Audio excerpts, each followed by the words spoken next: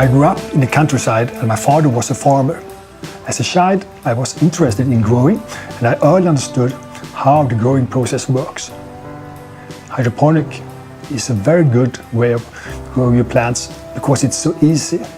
It means that you grow in water without soil, and the conditions to grow indoor at home exist everywhere in the world. We understood rather early that this idea could be really beneficial for our customer. What we wanted to achieve was to find a solution so the customer could grow the vegetables 12 months a year.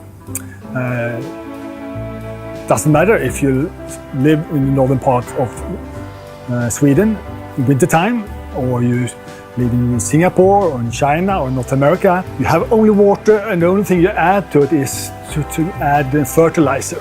And of course light. Light is super important. Doesn't help with ordinary light. You have to have a specific light. Of course daylight is the optimal one. But if you want to grow indoor, you don't have the right amount of daylight. But you don't need any pesticides. It's always fresh, always clean vegetables. And it also creates really tasty, good vegetables, which you can harvest the whole year round.